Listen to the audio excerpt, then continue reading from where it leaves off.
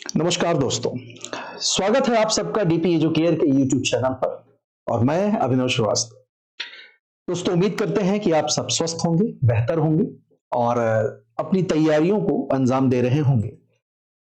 दोस्तों, current affairs का जो रोल रहता है एग्जाम में, जो भूमिका रहती है करंट अफेयर्स की किसी भी एग्जाम में, उसके पॉइंट ऑफ व्यू से डीपी एजुकेयर आपके लिए लगातार नए नए प्रयोग कर रहा है और उनके अंतर्गत आप सभी तक इस वर्ष यानी कि जनवरी 2025 में 1 जनवरी से लेकर के और 14 जनवरी 2025 तक यानी कि लगभग 2 सप्ताह के जो करंट अफेयर्स तैयार किए जा सकते हैं, उनके से रिलेटेड जो क्वेश्चंस हैं वो हम आप तक पहुंचाने की कोशिश करेंगे और इसी के लिए आज का सेशन जो है वो डिजाइन किया गया है। दोस्तों, तो आज बिना किसी और बातचीत के हम चर्चा करेंगे आपसे जनवरी 2025 के शुरुआती 2 सप्ताहों के करंट अफेयर्स पर।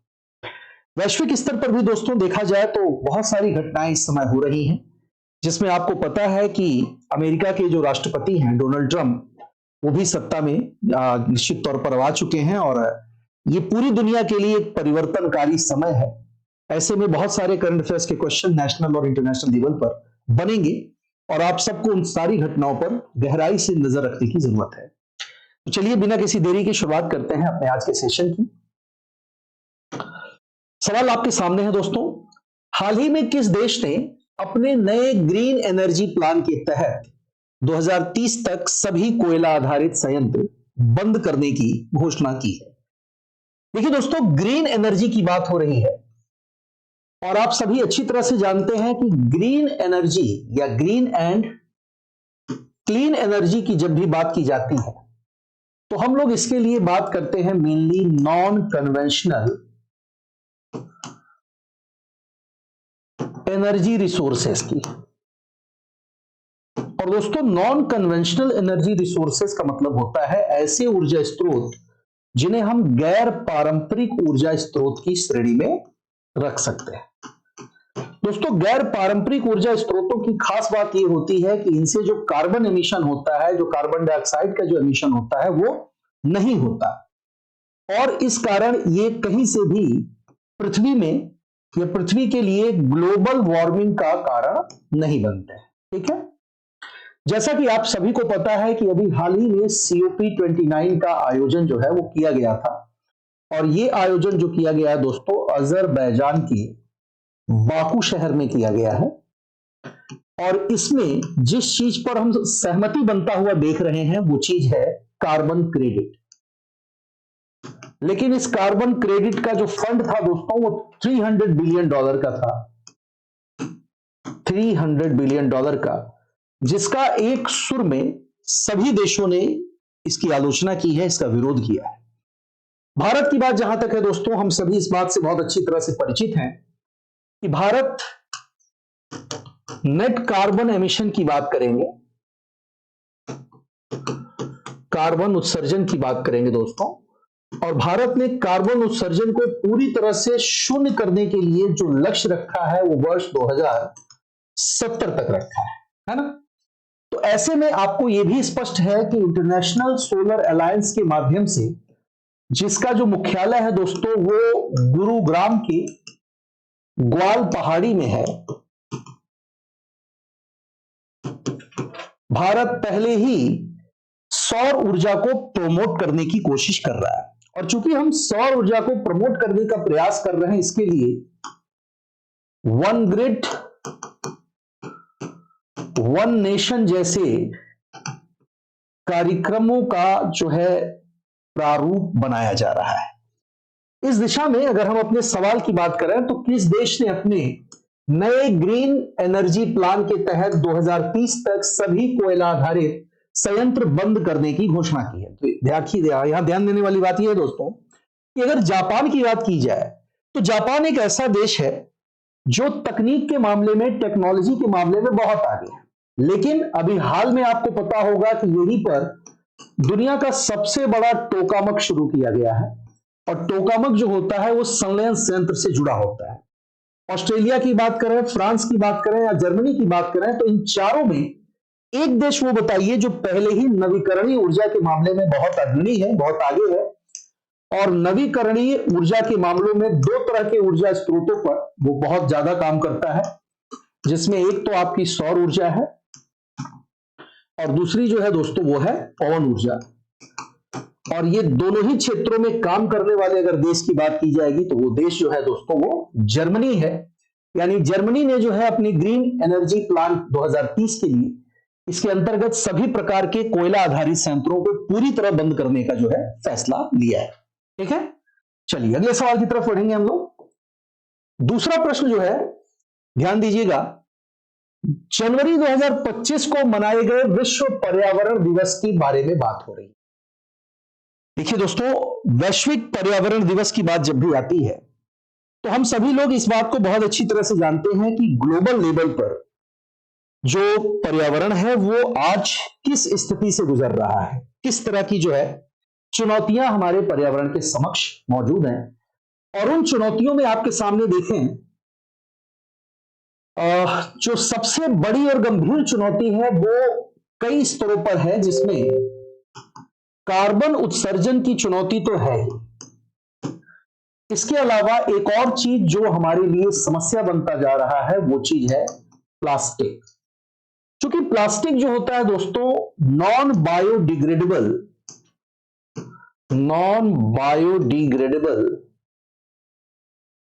वेस्ट मटेरियल के अंतर्गत आता है, यानी कि ये जैव अनिम्नकरणीय होता है।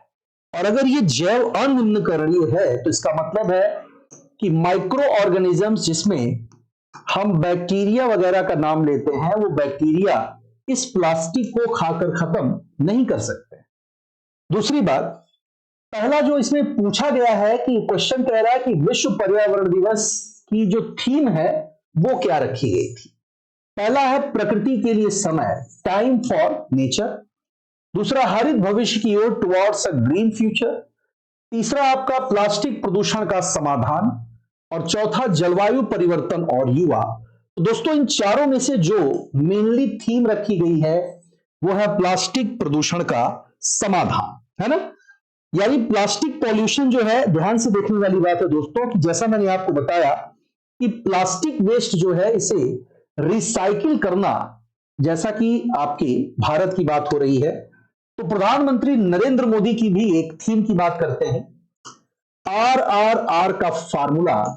ये हमें वेस्ट मैनेजमेंट या प्लास्टिक वेस्ट मैनेजमेंट के अंतर्गत अपनाने की जरूरत है, जिसमें तीन चीजें हैं, रिड्यूस,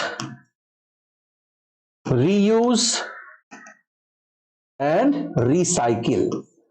और ये तीनों फार्मूले हम अपना सकते हैं दोस्तों प्लास्टिक वेस्ट के मैनेजमेंट पर, यानी प्लास्टिक से जुड़े प्रदूषण पर। क्योंकि आज प्लास्टिक अपने एक नए रूप में हमारे सामने है और वो है माइक्रोप्लास्टिक की समस्या। मैंने माइक्रोप्लास्टिक को एक समस्या के तौर पर क्यों बताया, इसका कारण यह है दोस्तों कि आज चाहे आप बात करें माउंट एवरेस्ट की, चाहे बात करें दुनिया के सबसे गहरे बिंदु मारियाना ट्रेंच की, या फिर बात करिए आप ह्यूमन ब्लड की यानी मानव रुधिर की, और माता के दूध की भी बात की जा सकती है। इन चारों जगहों पर आपको आज के दौर में माइक्रोप्लास्टिक की मौजूदगी मिल जाएगी। और ये माइक्रोप्लास्टिक किस तरह से हमारे शरीर को खतरनाक ढंग से नुकसान पहुंचाता है, इसके बारे में पहले ही बहुत सारी मेडिकल रिपोर्ट प्रकाशित की जा चुकी है। और जबकि इस स्तर पर बहुत सारी मेडिकल रिपोर्ट पहले ही मौजूद है, तो इस खतरे को गंभीरता के साथ स्वीकारना और इसके समाधान की दिशा में कार्य करना ये सबसे बेहतर विकल्प होगा। और इसलिए दोस्तों आवश्यकता है कि हम लोग प्लास्टिक पॉल्यूशन को एक गंभीर समस्या मानकर इसे खत्म करने के लिए सामूहिक रूप से प्रयास करें। और ये प्रयास तभी होगा जब हम किसी इस तरह के महत्वपूर्ण दिवस को इससे जोड़ेंगे, यानी कि प्लास्टिक वेस्ट मैनेजमेंट से जोड़कर हम इसको खत्म करने की कोशिश करेंगे। तो अगले सवाल की ओर चलते हैं। हाल ही में किस भारतीय शहर में G20 स्टार्टअप समिट 2025 का आयोजन किया गया है? सवाल फिर से देखें दोस्तों, हाल ही में किस भारतीय शहर में G20 स्टार्टअप समिट 2025 का आयोजन जो है वो किया गया है? देखिए दोस्तों, सबसे बड़ी बात तो यह है कि स्टार्टअप के मामले में स्टार्टअप इंडिया, आप इस बात को बहुत अच्छी तरह से जानते हैं। आज स्थिति यह है कि अगर बात भारत के संबंध में हम करें तो भारत स्टार्टअप के मामले में दुनिया के कई अग्रणी देशों में शुमार हो चुका है। और अगर बात करें सिर्फ पिछले 10 सालों में, तो सिर्फ पिछले 10 सालों में न केवल स्पेस के सेक्टर में, उसके अलावा डिफेंस के सेक्टर में, मेडिकल सेक्टर में और साथ साथ इंफ्रास्ट्रक्चर के सेक्टर में, एजुकेशन के सेक्टर की भी बात यहां पर की जानी चाहिए। इन सभी क्षेत्रों में नए नए स्टार्टअप जो है डेवलप किए जा रहे हैं। अगर मैं उदाहरण की बात करूं स्पेस टेक के लिए, तो हमें यहां पर एक अग्निकुल नाम के स्टार्टअप के बारे में नहीं भूलना चाहिए, जो कि तमिलनाडु आधारित एक स्पेस स्टार्टअप है। दोस्तों, अग्निकुल का जो स्पेस स्टार्टअप है, इसने क्या तैयार किया? इसने तैयार किया भारत का फर्स्ट, या यूं कहिए दुनिया का first 3D printed rocket engine. ये जो है हम लोगों ने तैयार किया। अग्निकुल कॉस्मोस ये उस स्टार्टअप का पूरा नाम है। जैसा मैंने आपको बताया कि ये तमिलनाडु बेस्ड है और लगभग 20 मीटर लंबा, और मानकर चलें कि करीब करीब 300 किलोग्राम पेलोड ले जाने की जो क्षमता इसमें है, ये इसे दुनिया के एक बेहतरीन आविष्कारों में शुमार करती है, शामिल करती है। और ये कहीं ना कहीं भारत के स्टार्टअप प्रोग्राम का ही कमाल है। वैश्विक स्तर पर आज की स्थिति यह है कि भारत G20 देशों में उस देश के तौर पर पहचान बनाने में सफल हुआ है जिन्होंने स्टार्टअप क्षेत्र में एक नया मुकाम हासिल किया, एक नई क्रांति का सूत्रपात किया है। तो पूछा गया इस प्रश्न में कि किस भारतीय शहर में G20 स्टार्टअप समिट 2025 का आयोजन किया गया। तो दोस्तों ध्यान दीजिएगा, आयोजन किया गया है इन चारों में से एक शहर में, जिसे भारत की सिलिकॉन सिटी के तौर पर भी जाना जाता है। बात हो रही है कर्नाटका के बेंगलुरु की। ठीक है दोस्तों, यानी बेंगलुरु वो शहर है जहां पर G20 स्टार्टअप समिट 2025 का जो है वो आयोजन किया गया है। नेक्स्ट क्वेश्चन पर आते हैं। चौथा सवाल कह रहा है कि भारत ने हाल ही में किस देश के साथ साइबर सुरक्षा समझौता किया है? भारत ने हाल ही में किस देश के साथ साइबर सुरक्षा समझौता किया है? दोस्तों, साइबर सुरक्षा की बात हो रही है, साइबर सिक्योरिटी की बात हो रही है। आप सभी से ये बताने की जरूरत नहीं है कि वर्तमान जो दुनिया है ये तकनीक पर आधारित है। अगर 21वीं सदी की बात करें, 21st सेंचुरी की बात करें, तो ये पूरी तरह से साइबर कह सकते हैं कि कंप्यूटर और इंटरनेट से जुड़े तकनीकों पर आधारित है। और आज की स्थिति यह भी है बेटा कि कंप्यूटर और इंटरनेट से जुड़ी ये तकनीक न केवल स्वास्थ्य के क्षेत्र में बल्कि कई ऐसे अलग अलग क्षेत्रों में बहुत सारे नए आविष्कारों की मदद से आम नागरिकों के जीवन को बदलने का प्रयास कर रही है। और चूंकि इसने बहुत सारे संभावनाओं के लिए भी दरवाजे खोले हैं, लेकिन संभावनाओं के साथ साथ हम चुनौतियों से भी इनकार नहीं कर सकते। और उन चुनौतियों में आजकल आप देख रहे होंगे एक शब्द बड़ा चर्चित है, डिजिटल अरेस्ट का। इसके अलावा अगर ऑनलाइन फ्रॉड की बात की जाए, तीसरी चीज अगर डिजिटल अरेस्ट ऑनलाइन फ्रॉड के अलावा देखें तो फोर्जरी की बात करना उचित होगा, प्लस जो आपका मनी लॉन्ड्रिंग जैसी चीजें होती हैं। ठीक है, ये सारी समस्याएं, सारी चुनौतियां डिजिटल क्षेत्र से जुड़ करके हमारे आपके लिए और कई गंभीर समस्याओं का कारण बन रही है। निश्चित तौर पर इस डिजिटलाइजेशन ने जिस एक चीज के लिए चुनौती बन करके कह सकते हैं कि एक नई समस्या का जो है प्रारंभ कर दिया है, वो है हमारी प्राइवेसी, यानी बात हो रही है हमारी निजता की। निजता को भी इससे क्या खतरा है, इस बारे में भी पहले के कई वीडियोस में हम आपसे बातें कर चुके हैं। क्योंकि आज की डेट में निजता यानी जो प्राइवेसी है दोस्तों, ये आपका फंडामेंटल राइट है, मौलिक अधिकार है। तो ऐसे में हम लोग निजता को साइबर वर्ल्ड से होने वाले खतरों से भी इनकार नहीं कर सकते हैं। और ये रीजन है कि अगर हम लोग आर्टिफिशियल इंटेलिजेंस जैसी टेक्नोलॉजीज का प्रयोग कर रहे हैं, तो ऐसे में साइबर फ्रॉड के मामलों में एक और नाम बड़ा इंपॉर्टेंट हो जाता है, जिसे हम लोग डीप फेक टेक्नोलॉजी के नाम से बुलाते हैं। और दोस्तों, डीप फेक टेक्नोलॉजी का इस्तेमाल जो है वो आर्टिफिशियल इंटेलिजेंस के साथ मिलकर किया जाता है। और कैसे हाल के दिनों में एक फिल्म सेलिब्रिटी की डीप फेक से तैयार की गई तस्वीर के बारे में आपने सुना होगा, इसने भी बहुत सारा जो है हो हल्ला मचाया था।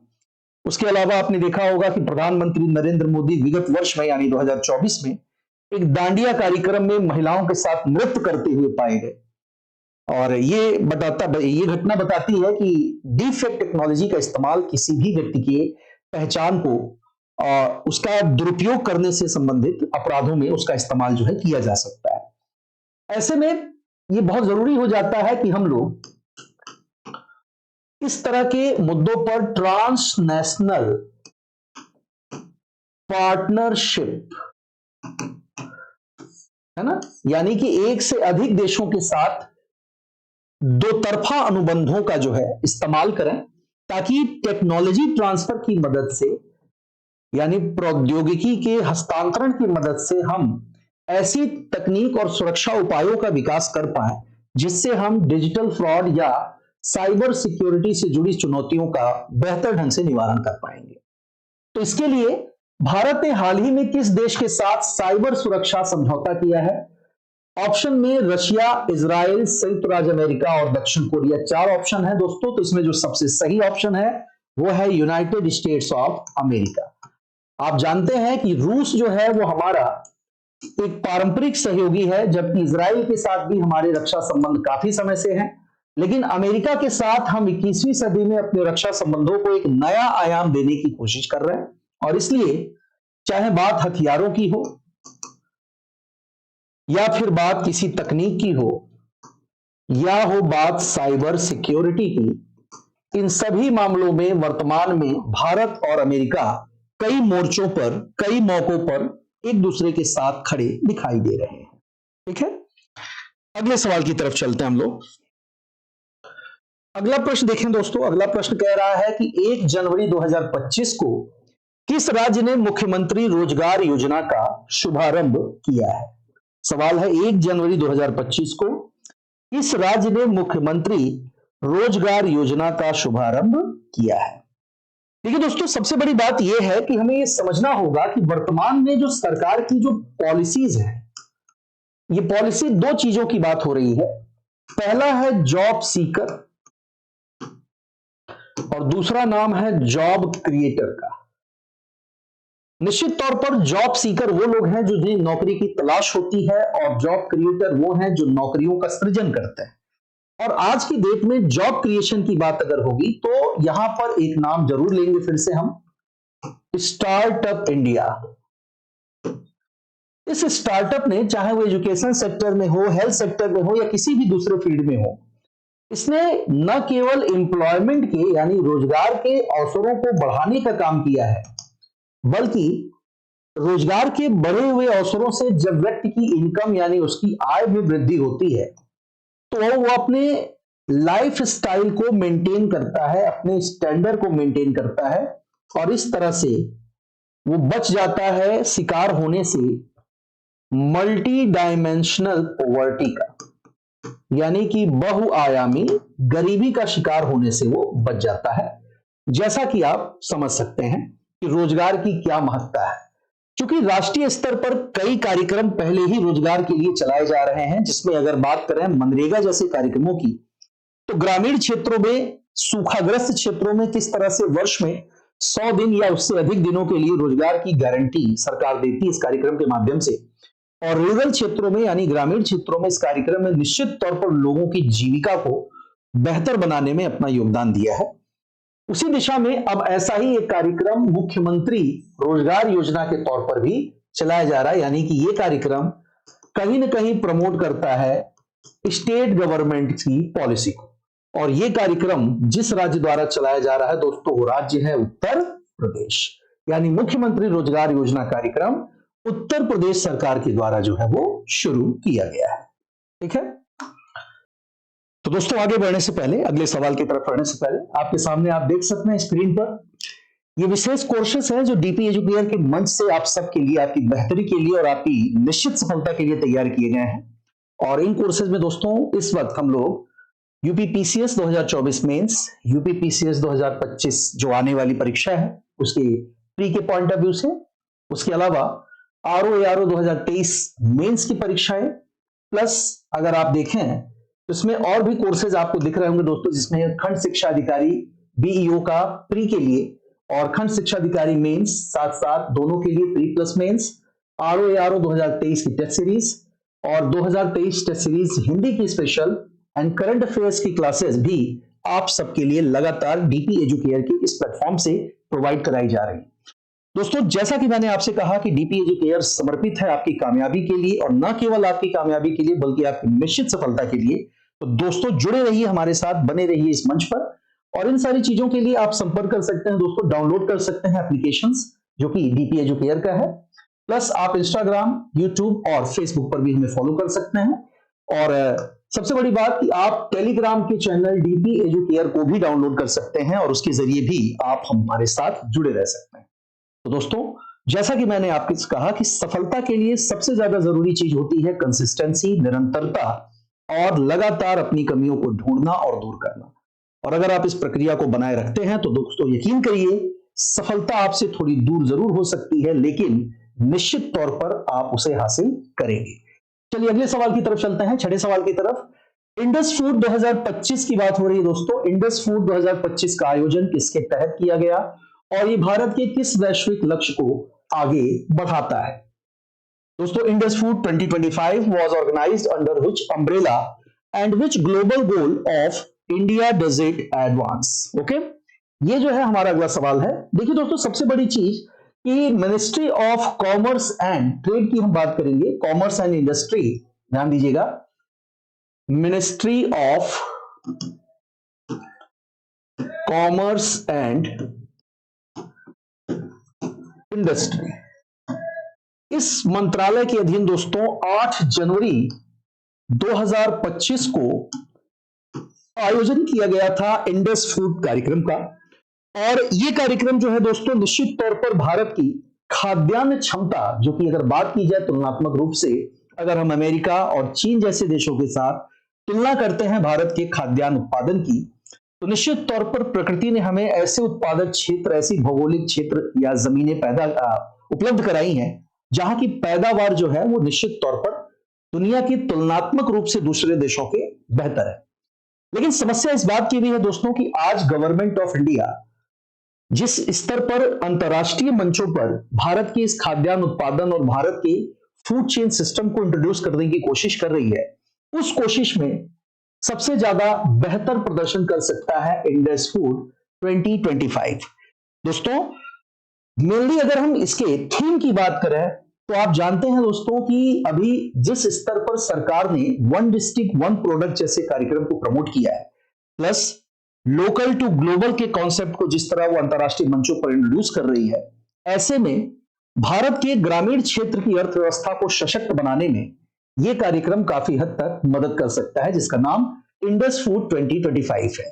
एक बात और यहां पर बता देने की जरूरत है दोस्तों कि भारत और अफ्रीका का नाम लेना यहां पर बेहतर होगा, यानी कि इंडिया एंड अफ्रीका की बात करेंगे।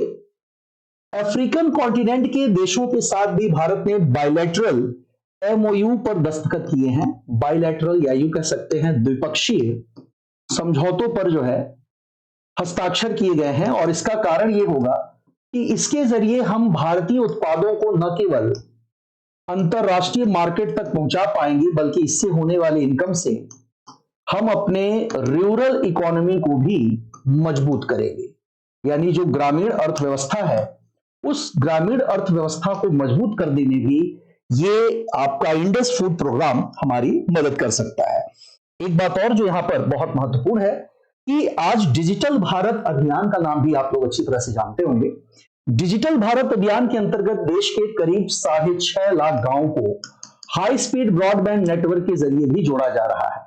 और इसके लिए या इसकी मदद से आपको यह भी पता है कि ई मंडियों की स्थापना की जा रही है, जहां पर डिजिटल तरीके से किसान अपने उपज की तुलनात्मक कीमत का अध्ययन कर सकता है और जिस मंडी में भी उसे उसकी उपज की सही कीमत मिल रही है वहां पर वो अपने उत्पादन का जो है वो सेलिंग कर सकता है, उसे बेच सकता है। तो ministry of commerce and industry के अंतर्गत ये कार्यक्रम सीधे तौर पर जिस चीज को फोकस करता है वो है खाद्यान्न का निर्यात करना दोस्तों।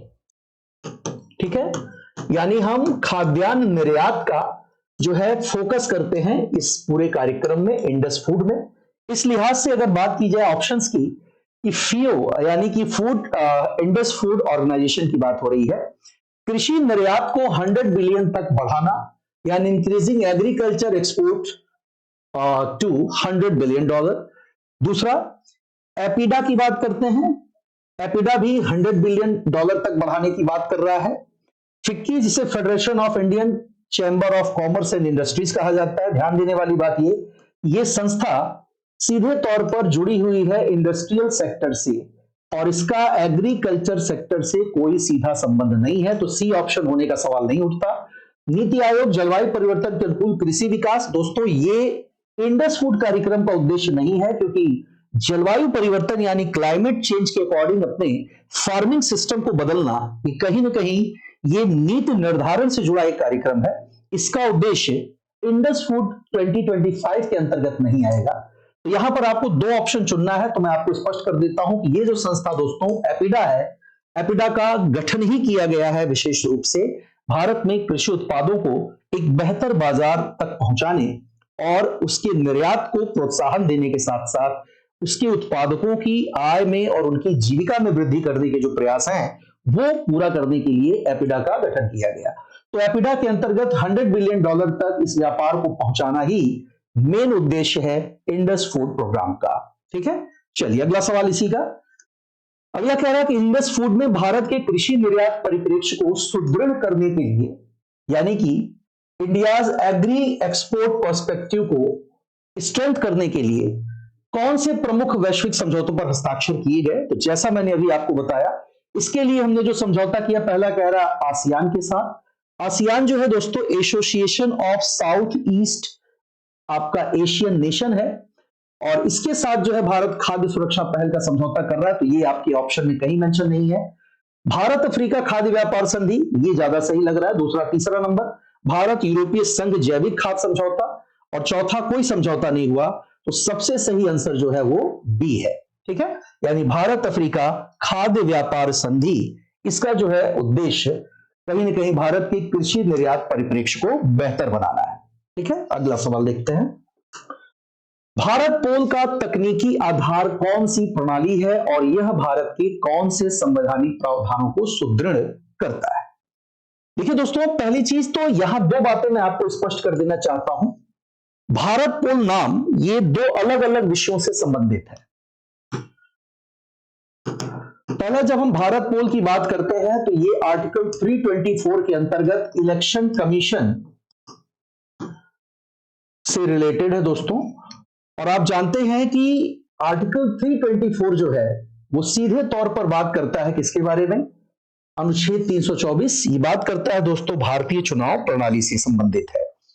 यहां एक बात और जो आपके लिए बता देने की जरूरत है कि भारत पोल जो है ये स्ट्रेंथन करेगा empowering the Election Commission of India to ensure the election process, you can say. या आप यहां पर ये समझ सकते हैं कि इलेक्शन प्रोसेस जो भारत का है, जो भारत की चुनावी प्रक्रिया है, उस प्रक्रिया में चुनावों के दौरान इलेक्शन कमीशन को सीनियर अथॉरिटी के रूप में सभी शक्तियां प्रदान करने और सभी निकायों पर नियंत्रण की जो शक्ति है वो आर्टिकल 324 देता है। तो एक तो सवाल आपका इस संदर्भ में बनता है। दूसरा जो सवाल यहां पर बनता है दोस्तों, उसकी बात भी कर लेते हैं। इंटरपोल का नाम आप सबने सुना होगा, इंटरपोल का। इंटरपोल जिसे हम लोग इंटरनेशनल पुलिस के नाम से बुलाते हैं, इसी के साथ मिलकर के शुरू किया गया है एक भारत का अपना नया इनिशिएटिव भारत पोल पोर्टल के रूप में।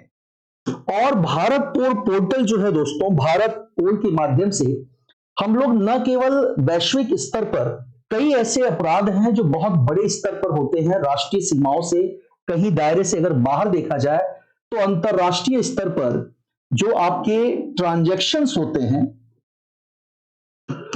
उसके अलावा दूसरी चीज अगर देखी जाए इनके ट्रांजैक्शंस के अलावा, तो आपने एक और चीज सुना होगा, ह्यूमन ट्रैफिकिंग दोस्तों।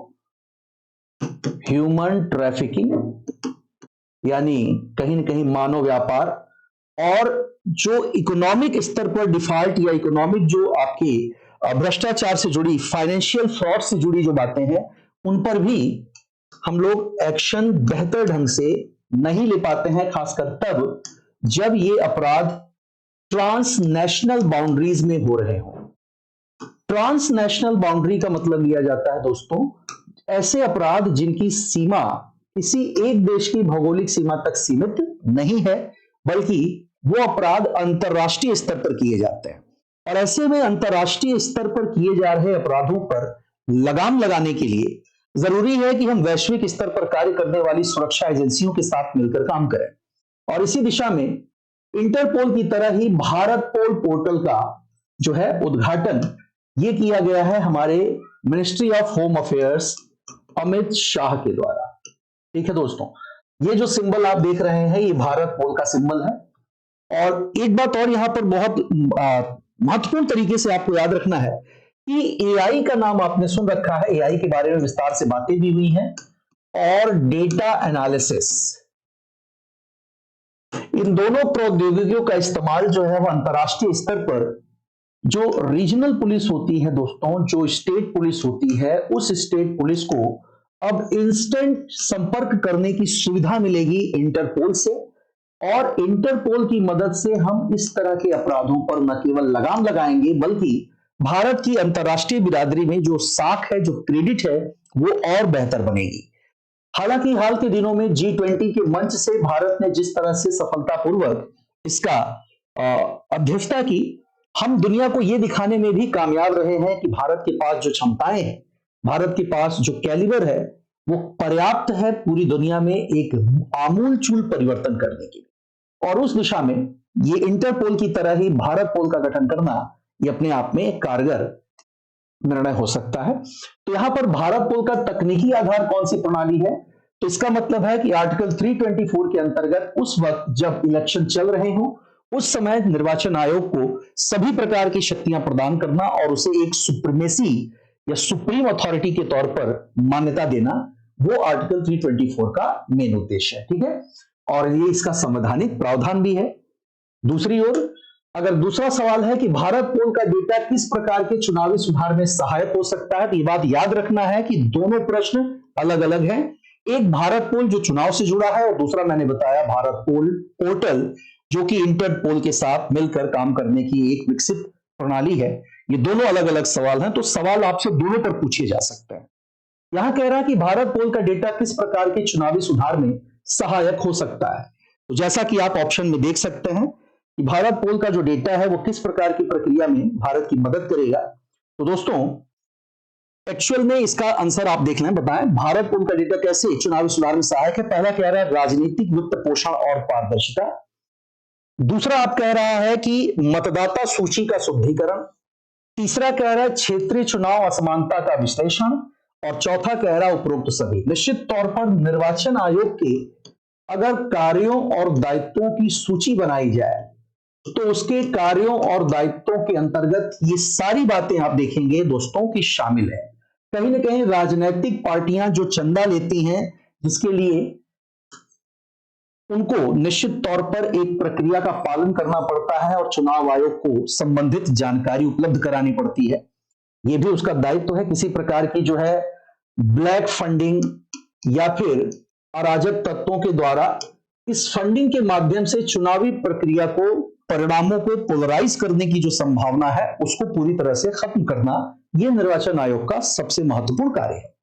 दूसरा, मतदाता सूची का शुद्धिकरण। निश्चित तौर पर कोई भी व्यक्ति छूटने ना पाए, और जो व्यक्ति भी मतदान करता है निश्चित तौर पर किसी लोकतांत्रिक प्रक्रिया में किसी एक व्यक्ति के मत का भी महत्व उतना ही होता है जितना कि किसी समूह का होता है। तो ऐसे में एक व्यक्ति के मत को महत्वपूर्ण मानते हुए मतदाता सूची को रिवाइज करना, क्षेत्रीय चुनावी असमानताओं का विश्लेषण करना, यदि किसी क्षेत्र में वोट कम पड़े या अपेक्षा से ज्यादा पड़ रहे हैं, पिछले बार के इलेक्शंस में जो वोट पड़े थे उनकी तुलना में जो इस बार मतदान हुआ उसका परसेंटेज, इससे संबंधित आंकड़ों को एनालाइज करना, ये भी आपके भारत पोल का मुख्य कार्य है। तो ऐसे में अगर सही ऑप्शन की बात की जाए तो उपरोक्त तीनों विकल्प जो है यहां पर सही हो जाते हैं। अगला सवाल दोस्तों,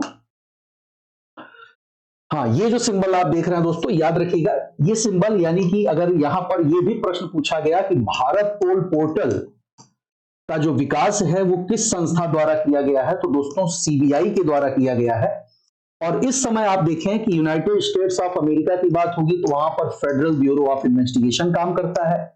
अगर यही बात हम ब्रिटेन के लिए करें तो ब्रिटेन में आप देखें स्कॉटलैंड यार्ड जो है वो काम करता है, जो अंतरराष्ट्रीय सीमाओं में जाकर के मामलों की जांच करने की अथॉरिटी होती है इसके पास। और अगर हम यूरोप की बात करें तो यूरोप में ही इंटरपोल काम करता है, जिसे हम इंटरनेशनल पुलिस के नाम से जानते हैं। और अब इन सब की तरह यानी अमेरिका, ब्रिटेन और यूरोप की तरह भारत भी अब इस सूची में आ खड़ा हुआ है, जिसके पास सीबीआई के द्वारा गठित भारत पोल नाम का एक अंतरराष्ट्रीय अपराध नियंत्रण शाखा, आप इसे कह सकते हैं, मौजूद है। अगला प्रश्न देखें।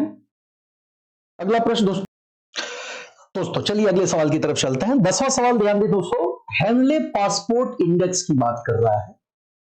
हेनले पासपोर्ट इंडेक्स पूछ रहा है कि ये पासपोर्ट इंडेक्स जो है आपका वो किससे रिलेटेड है। दोस्तों ध्यान दीजिएगा, भारत की रैंकिंग में सुधार किस योजना का परिणाम हो सकती है। दोस्तों सबसे पहली बात ये कि इस बार हेनले पासपोर्ट इंडेक्स में 2025 के लिए अगर भारत की स्थिति की बात की जाए तो भारत ने इस बार 84th पोजीशन जो है वो इस इंडेक्स में भारत ने हासिल की है।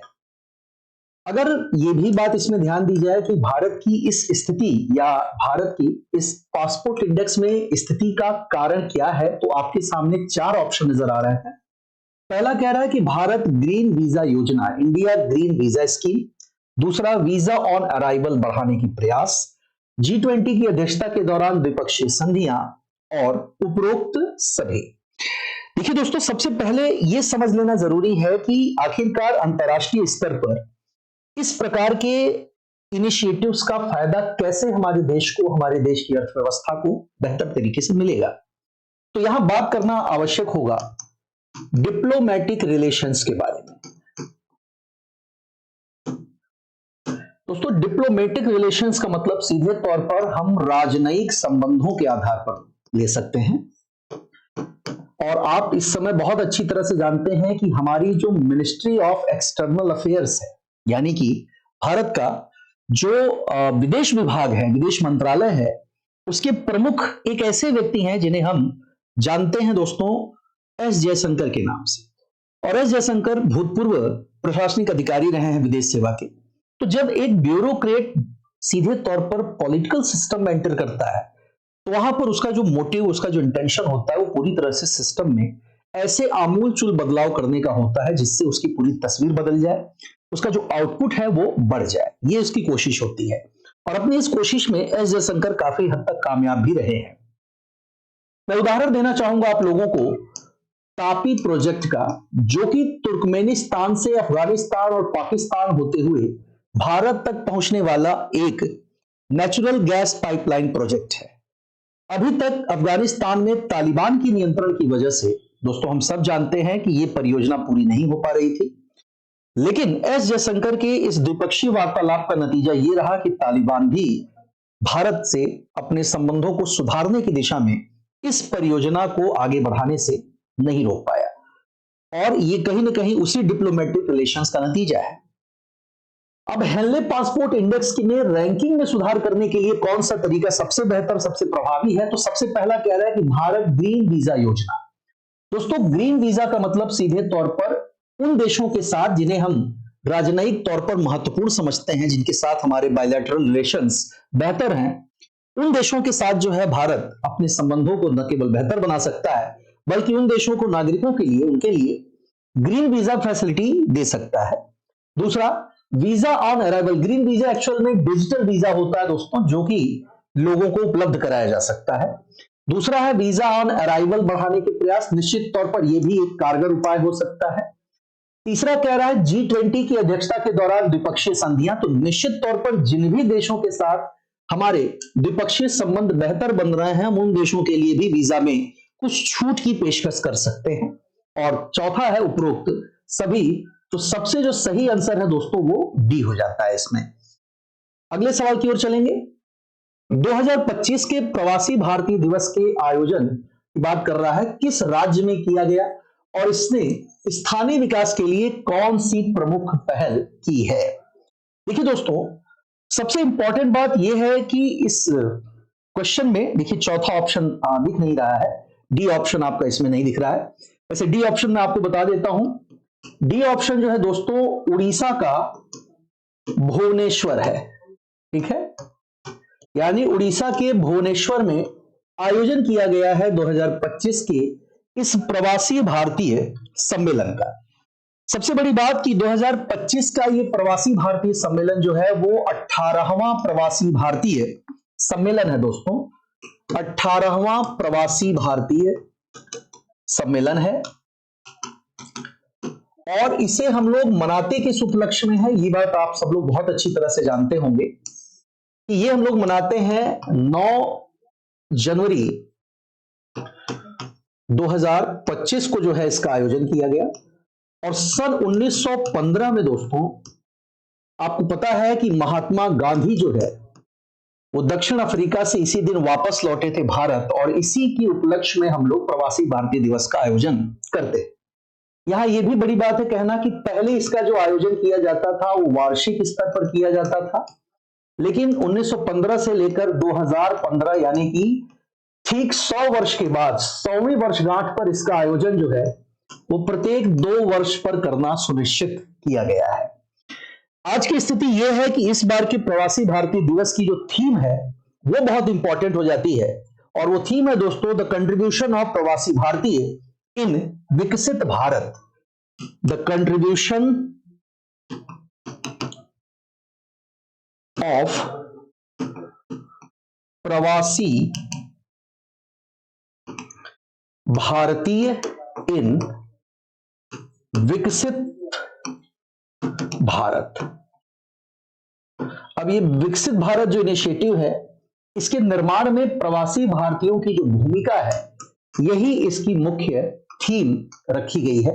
और जैसा मैंने आपको बताया कि इसका जो आयोजन किया गया है वो आयोजन भुवनेश्वर उड़ीसा में किया गया है, और ये 18वां प्रवासी दिवस सम्मेलन माना जा रहा है, ठीक है। यहां यह भी बहुत महत्वपूर्ण है कि अगर 9 जनवरी की बात करें तो 9 जनवरी को प्रधानमंत्री ने इसमें कहीं ना कहीं शामिल हुए वो, और 10 जनवरी को हमारी जो राष्ट्रपति द्रौपदी मुर्मू है उन्होंने जो है इसको संबोधित किया। ये भी इससे रिलेटेड क्वेश्चन आने वाले समय में बन सकता है, तो ये बहुत इंपॉर्टेंट है। और एक बात और जो याद रखने वाली है कि एस जयशंकर यानी हमारे जो विदेश मंत्री हैं उन्होंने इस कार्यक्रम का जो है वो उद्घाटन किया है, ठीक है। चलिए अगले सवाल की ओर चलेंगे। अगला सवाल भी इससे रिलेटेड है, कह रहा है प्रवासी भारतीय दिवस की स्थापना का मुख्य उद्देश्य निम्न में से किससे संबंधित है। प्रवासी भारतीय जो आपका दिवस आयोजित किया गया है उसका मूल रूप से उद्देश्य क्या है उसकी बात कर लेते हैं। देखिए दोस्तों, पहला कह रहा है कि भारतीय अर्थव्यवस्था में योगदान बढ़ाना, increase contribution to the Indian economy. निश्चित तौर पर अभी पीछे मैंने आपको बताया कि भारतीय अर्थव्यवस्था को कैसे हम प्रवासियों की मदद से और बेहतर तरीके से इसको बेहतर बना सकते हैं। यहां अर्थव्यवस्था में विकास दर को बढ़ाने में, चाहे विदेशों से अगर बात की जाए, पैसा भेजने के मामले में भी कहीं ना कहीं भारत दुनिया के दूसरे देशों से आगे है, तो पहला विकल्प सही लग रहा है। अगला, सांस्कृतिक पहचान का पुनर्निर्माण करना। भारत का कोई भी सदस्य, कोई भी नागरिक दुनिया के जिस भी देश में है वो कहीं से भी अपने देश की संस्कृति, अपनी परंपरा और अपने मूल्यों को छोड़ता नहीं है और उनकी यही जो कोशिश है वो अंतर्राष्ट्रीय स्तर पर भारत की पहचान को बनाए रखने में कारगर उपाय के तौर पर देखा जा सकता है इसे। तीसरा, विदेश नीति को मजबूती देना। अब अगर द्विपक्षीय वार्ताएं हो रही हैं, दोनों देशों के बीच बेहतर व्यापारिक संबंध हैं, लगातार हम लोग सैन्य अभ्यास कर रहे हैं, एफटीए यानी कि फ्री ट्रेड एग्रीमेंट उनके साथ हो रहे हैं, तो ये साथ ही साथ कूटनीतिक और रक्षात्मक समझौते भी अगर हम उनके साथ कर रहे हैं तो ये सारी बातें बहुत महत्वपूर्ण हो जाती हैं किसी भी देश की प्रवासी जो उनके नागरिक हैं उस देश के निर्माण में उनके महत्व, उनकी भूमिका को और ज्यादा प्रोत्साहन देने के लिए। ठीक है, तो इसमें जो सबसे सही ऑप्शन नजर आ रहा है वो तीनों है, यानी डी ऑप्शन को हम सही मानेंगे। अगला प्रश्न देखिए, उजाला योजना की बात कर रहे हैं दोस्तों। उजाला योजना के तहत वितरित एलईडी बल्ब किस प्रकार भारत के सतत विकास लक्ष्यों सस्टेनेबल डेवलपमेंट गोल को प्राप्त करने में मदद करते हैं? देखिए दोस्तों, उजाला योजना जो है ये योजना सीधे तौर पर इसका अगर नाम लिया जाए कि इसका नाम क्या है तो उजाला योजना, इसकी जो स्टार्टिंग की गई थी, इसका जो प्रारंभ हुआ था वो हुआ था 10 वर्ष पहले दोस्तों। ठीक है, इसका आयोजन जो हुआ था वो 10 वर्ष पहले हुआ था और वर्ष 2025 में इसकी जो 10वीं जो है वर्षगांठ हम लोग मना रहे हैं। ठीक है, दूसरी बात यह कि इसे 10 वर्ष पहले शुरू जब किया गया था दोस्तों तो उस समय 5 जनवरी 2015 को इसका जो है प्रारंभ हुआ था, इसकी जो स्टार्टिंग हुई थी। और इस योजना में एलईडी यानी कि लाइट एमिटिंग डायोड का जो है वितरण किया गया था और लाइट एमिटिंग डायोड का वितरण करने की इसके माध्यम से कहीं ना कहीं वैश्विक स्तर पर अगर एनर्जी एफिशिएंसी की बात की जाए, ऊर्जा दक्षता की बात की जाए, तो भारत की ऊर्जा दक्षता में वृद्धि हुई है। आंकड़ों में अगर बात की जाए तो आंकड़े ये कहते हैं कि एसडीजी 7 और एसडीजी 13 बहुत इंपॉर्टेंट है। सस्टेनेबल डेवलपमेंट गोल एसडीजी 7 और सस्टेनेबल डेवलपमेंट गोल 13, ये दोनों बहुत इंपॉर्टेंट है दोस्तों। एसडीजी 7 की बात करते हैं तो हमारा जो एसडीजी 7 है ये अफोर्डेबल एंड क्लीन एनर्जी की बात करता है। अफोर्डेबल एंड क्लीन एनर्जी की बात करता है, जबकि एसडीजी 13 की अगर बात करें तो हमारा जो सस्टेनेबल डेवलपमेंट गोल 13 है ये क्लाइमेट सिक्योरिटी से जुड़ा हुआ है, जलवायु सुरक्षा से जुड़ा हुआ है। अब अगर हम लोग एलईडी बल्ब का इस्तेमाल कर रहे हैं तो इससे न केवल एनर्जी एफिशिएंसी बढ़ेगी, हमारी ऊर्जा दक्षता बढ़ेगी, यानी कि ऊर्जा खपत में भी है क्या होगा, सुधार होगा। और अगर इससे ऊर्जा खपत में सुधार होता है तो ऊर्जा उत्पादन में पर्यावरण को होने वाले नुकसान को हम काफी हद तक कम कर सकते हैं। तो ये बन जाता है एसडीजी 13 और सभी व्यक्तियों तक अफोर्डेबल एंड क्लीन एनर्जी पहुंचेगी। इससे जो एमिशन की खतरा है, एमिशन की जो संभावना रहती है वो भी काफी हद तक कम हो जाती है। तो एसडीजी 7 भी इसके माध्यम से हम फॉलो कर सकते हैं। अगर देखा जाए तो पिछले 10 सालों में करीब करीब 360 मिलियन एलईडी बल्ब का वितरण किया जा चुका है इसकी मदद से और लगभग 47 बिलियन किलोवाट 47 बिलियन किलोवाट ऊर्जा बचाई जा चुकी है पिछले 10 सालों में। ये आंकड़ा बहुत इंपॉर्टेंट है, ध्यान दीजिएगा। फिर मैं दोहराता हूं कि पिछले 10 सालों में हम लोगों ने उजाला योजना के अंतर्गत 360 मिलियन एलईडी बल्ब का वितरण किया है और 47 बिलियन किलोवाट बिजली जो है हम बचा चुके हैं सिर्फ और सिर्फ इस उजाला योजना के माध्यम से। और ये आंकड़े इस बात की तस्दीक करते हैं, इससे ये बात साबित होती है कि कहीं ना कहीं ये योजना भारत की ऊर्जा दक्षता को न केवल बढ़ा रही है बल्कि सतत विकास लक्ष्यों को प्राप्त करने, जिसमें लक्ष्य 7 और लक्ष्य 13, इसे प्राप्त करने के लिए भारत की जो प्रतिबद्धता है उसे भी हम बेहतर तरीके से दोहरा सकते हैं। अगला सवाल, उजाला योजना के प्रभाव का सही आकलन किस संकेतक के आधार पर किया जा सकता है? ये क्वेश्चन भी उसी से जुड़ा हुआ है। पहला है प्रति व्यक्ति ऊर्जा खपत। निश्चित तौर पर अगर एनर्जी एफिशिएंसी में वृद्धि होती है तो प्रति व्यक्ति ऊर्जा खपत में कमी आएगी, बिल्कुल सही है। दूसरा कह रहा कार्बन उत्सर्जन में कमी, नो डाउट, इससे CO2 के उत्सर्जन में भी कमी आएगी। तीसरा, क्योंकि ये लक्ष्य 7 की बात कर रहा है, लक्ष्य 13 की बात कर रहा है, तो दोनों इसकी तस्दीक करते हैं। ऊर्जा सब्सिडी में कमी, गवर्नमेंट को ऊर्जा सब्सिडी नहीं करनी पड़ेगी। एनर्जी सेक्टर के लिए सरकार को और ज्यादा सब्सिडी देने की जरूरत नहीं पड़ेगी। और चौथा उपरोक्त सभी, तो सबसे जो सही आंसर बनता है वो बनता है आपका डी ऑप्शन। अगला प्रश्न कह रहा है पंचायत पार्लियामेंट 2.2 महिलाओं की भागीदारी को बढ़ाने के लिए किस संवैधानिक प्रावधान से प्रेरित है? बात हो रही दोस्तों पंचायतों के बारे में, पंचायतों के सशक्तिकरण से जुड़ा हुआ है ये, लेकिन ये महिला पंचायत की बात हो रही है। और महिला पंचायत में आपको पता है दोस्तों कि संविधान का अनुच्छेद बहुत महत्वपूर्ण हो जाता है।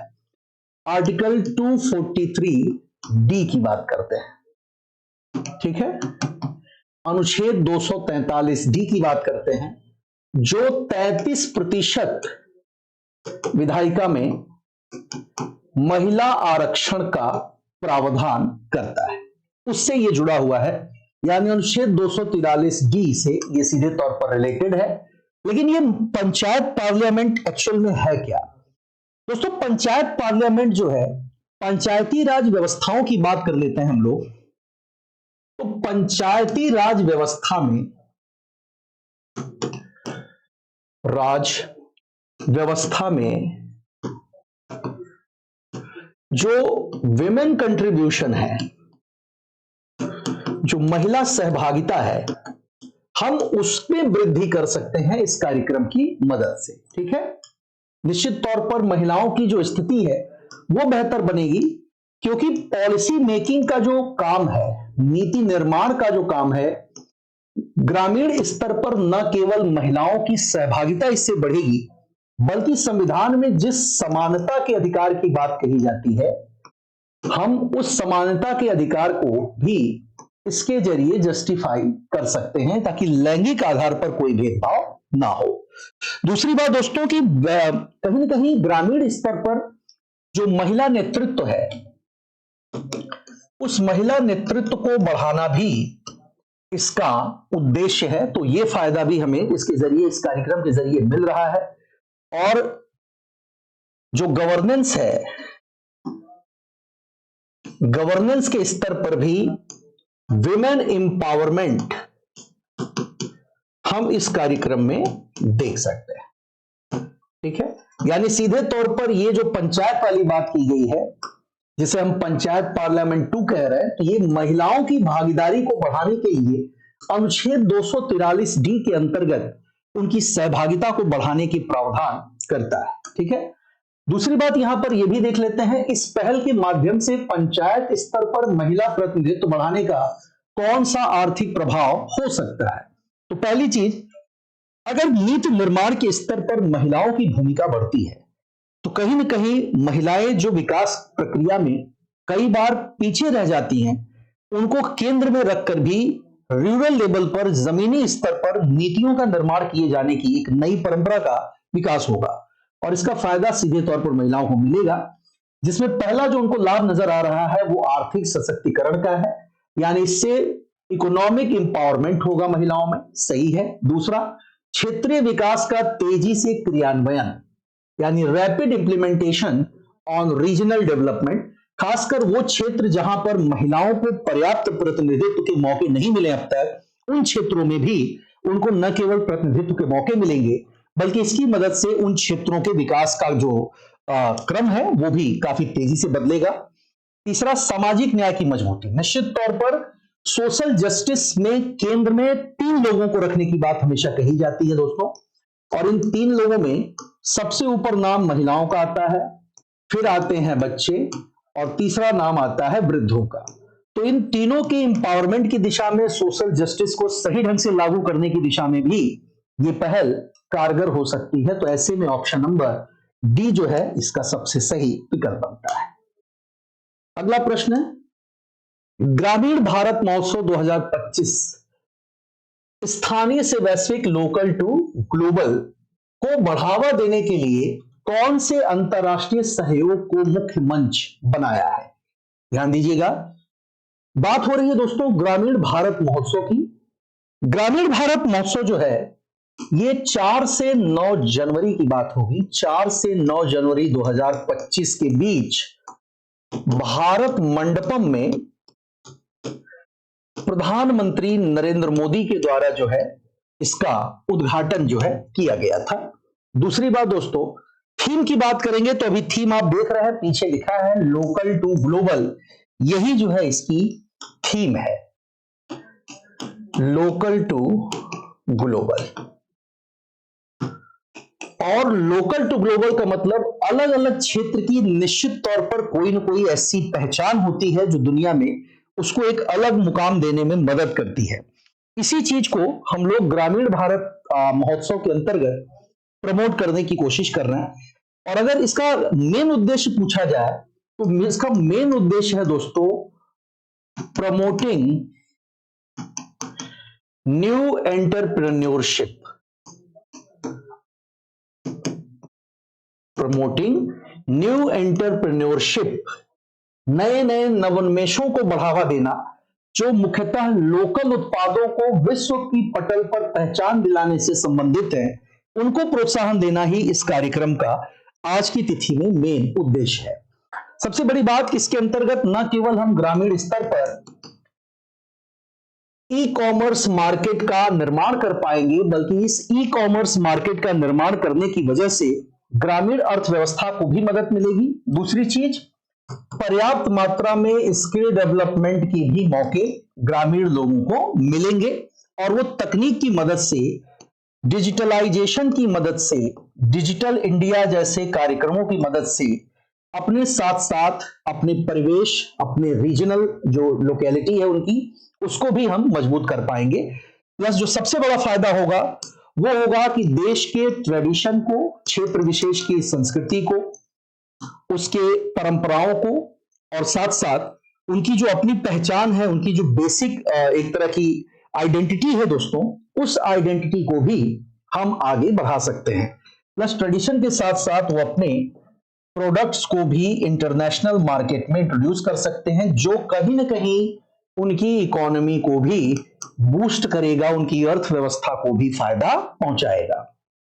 तो ऐसे में कौन सा इसके अंतर्गत सबसे सही विकल्प है, तो आप देख सकते हैं, बता सकते हैं। 4 ऑप्शन आपके सामने दिख रहे हैं दोस्तों, आप मुझे बताइए कि इसमें से कौन सा कार्यक्रम, कौन सा जो आपका विकल्प आपको सही लग रहा है ग्रामीण भारत से जुड़ा हुआ। तो अभी मैंने पीछे बताया, पहला कह रहा भारत आसियान बाजार सहयोग, निश्चित तौर पर इसका कोई उल्लेख नहीं किया हमने। दूसरा है ग्रामीण ई कॉमर्स का विकास, development of rural e commerce, अभी अभी मैंने पीछे कहा, तो ये ऑप्शन सही लग रहा है। WTO के अंतर्गत भारत की नीतियां, ये भी ऑप्शन गलत है, और कोई सहयोग नहीं, तो सबसे सही जवाब जो है वो बी ऑप्शन का है। अगला इसमें प्रश्न है कि ग्रामीण भारत महोत्सव किस प्रकार अमृत काल में भारत के सामाजिक आर्थिक ढांचे को सुदृढ़ कर सकता है। अगर ये प्रश्न आपके सामने आ रहा है तो देखिए, पहला कह रहा है रोजगार के अवसर बढ़ाना। निश्चित तौर पर लोकल टू ग्लोबल जब हम किसी प्रोडक्ट को प्रमोट करेंगे तो इससे रोजगार के नए नए अवसर बनेंगे, नए नई अपॉर्चुनिटीज जो है वो क्रिएट होंगी। दूसरा, ग्रामीण उत्पादों का वैश्वीकरण, बिल्कुल ग्लोबलाइजेशन ऑफ रूरल प्रोडक्ट्स, ये भी सही लग रहा है। महिला उद्यमिता को बढ़ावा देना, निश्चित तौर पर महिलाएं, अभी मैंने पीछे बताया कि जो समाज में विकास के सबसे निचले पायदान पर रह जाती हैं, कई बार वो पीछे छूट जाती हैं और ना उन्हें समानता का बराबर अधिकार मिलता है, उनके एम्पावरमेंट की दिशा में भी ये कार्यक्रम काफी प्रभावी हो सकता है। तो ऐसे में जो सबसे सही विकल्प है वो आपका डी है। अगला प्रश्न, वर्ल्ड ब्रेल डे की बात करते हैं दोस्तों। वर्ल्ड ब्रेल डे का जो महत्व है वो भारत में दिव्यांग जनों के अधिकारों के संदर्भ में किस योजना से जुड़ा है। दोस्तों, जनवरी 4, 2025 ये तारीख याद रखना होगा आपको, यानी कि 4 जनवरी 2025 को हम लोगों ने वर्ल्ड ब्रेल डे का आयोजन हम लोगों ने किया था। लुईस ब्रेल की बात करना यहां पर जरूरी है। लुईस ब्रेल जो कि दृष्टिबाधित थे, दृष्टिहीन थे, उन्होंने उन दृष्टिबाधित लोगों को विकास की मुख्य धारा से जोड़ने के लिए, उनको पढ़ने के लिए, उनको शिक्षित करने के लिए एक विशेष प्रकार का जो है मॉडल, एक तरह का लैंग्वेज डेवलप किया, जिसे हम लोग ब्रेल लैंग्वेज के नाम से भी बुलाते हैं। और इसका जो मेन कारण है आप समझ सकते हैं, एक अभियान की बात कर लेना जरूरी होगा। अभियान का नाम आप जानते भी होंगे दोस्तों, एक्सेसिबल इंडिया कैंपेन। कौन सा मिशन दोस्तों? एक्सेसिबल इंडिया कैंपेन की बात करेंगे हम।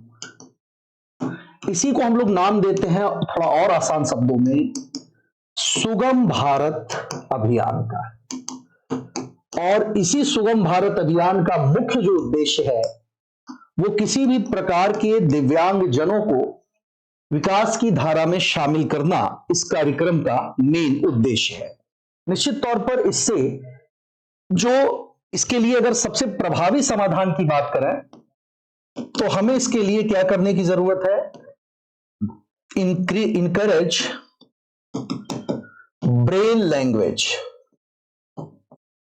भारत ब्रेल लिपि को प्रोत्साहन दे करके वैश्विक स्तर पर उन देशों में अपनी जगह बना सकता है, खासकर तब जब हम उन लोगों के लिए जो फिजिकली डिसेबल्स हैं, ऐसे लोग जो शारीरिक अपंगता या दिव्यांगता के शिकार हैं, उन लोगों की मदद से या उन लोगों को इस योजना की मदद से जो लाभ मिलेगा, ये कहीं ना कहीं भारत की एक ग्लोबल रिकॉग्निशन के लिए, एक ग्लोबल रिकॉग्निशन के लिए मदद कर सकता है, वैश्विक स्तर पर पहचान बनाने में ही मदद कर सकता है। तो 4 जनवरी 2025 को हम लोगों ने इस दिवस का आयोजन किया था। ठीक है, सवाल में देख लेते हैं। कह रहा है कि भारत में दिव्यांगजनों के अधिकारों के संदर्भ में किस योजना से जुड़ा है? जैसा मैंने बताया, आप देखिए 4-5 ऑप्शन आपके सामने हैं। पहला है आपका सक्षम भारत योजना, दूसरा है दिव्यांग सशक्तिकरण योजना, तीसरा है स्मार्ट सिटी दिव्यांग सुलभता कार्यक्रम, और चौथा विकल्प आपके सामने है उपरोक्त सभी। तो निश्चित तौर पर अगर आप पढ़ रहे हैं तो आपको पता होगा ये तीनों योजनाएं, चाहे सक्षम भारत योजना हो, दिव्यांग सशक्तिकरण योजना हो या स्मार्ट सिटी दिव्यांग सुलभता कार्यक्रम हो, ये तीनों योजनाएं हमारे देश में दिव्यांगजनों के लिए सुविधाओं को बेहतर बनाने पर आधारित है। ऐसे में उपरोक्त सारे विकल्प यहां सही हो जाते हैं। अगला प्रश्न इसमें कहा था कि लुई ब्रेल द्वारा आविष्कृत ब्रेल लिपि की क्या विशेषता इसे एक वैश्विक नवाचार बनाती है, ग्लोबल इनोवेशन बनाती है इसे? तो कह रहा है कि सार्वभौमिक लिपि प्रणाली यानी यूनिवर्सल स्क्रिप्ट सिस्टम। देखिए दोस्तों, इस लैंग्वेज में जो भाषा इस्तेमाल की जाती है वो वैश्विक स्तर पर डॉट पर आधारित होती है, और वो भाषा वैश्विक स्तर पर एक ही है, यानी कि ये यूनिवर्सल स्क्रिप्ट सिस्टम है, तो सही है। दूसरा, भाषाई बाधा को समाप्त करना, चूंकि इसकी एक ही भाषा वैश्विक स्तर पर है तो ये भाषाई बाधा को भी हम समाप्त कर सकते हैं। कम लागत और आसानी से अपनाना, निश्चित तौर पर ये बहुत ही low cost based language model है और इसमें कोई विशेष खर्च नहीं आता, बहुत ज्यादा निवेश की जरूरत नहीं पड़ती है। तो ये तीनों विकल्प जो है लुई ब्रेल द्वारा आविष्कृत ब्रेल लिपि की विशेषता को एक्सप्लेन करने के लिए काफी है, यानी इसमें जो सही ऑप्शन है वो आपका विकल्प संख्या 4 है। तो दोस्तों, ये थी आज की करंट अफेयर्स की क्लास और मैं उम्मीद करता हूं कि आपको ये सारे क्वेश्चंस बेहतर ढंग से समझ में आए होंगे। और इसे हम लोगों ने 1 जनवरी से लेकर 14 जनवरी तक की करंट अफेयर्स की जो कुछ महत्वपूर्ण घटनाएं हैं उनके आधार पर आप तक पहुंचाने की कोशिश की। इस श्रृंखला में जल्दी ही मैं दूसरी वीडियो के साथ आपसे फिर मिलूंगा ऐसे ही महत्वपूर्ण सवालों के साथ। तो बने रहिए डीपी एजुकेयर पर और जुड़े रहिए हमारे साथ, अपडेट रखिए अपने आप को और निश्चित तौर पर बढ़िए अपनी सफलता की ओर। इसी शुभकामना के साथ मैं अभिनव श्रीवास्तव आप सबसे अनुमति लेता हूं। स्वस्थ रहिए, सुरक्षित रहिए, अपना ख्याल रखिए। जय हिंद दोस्तों।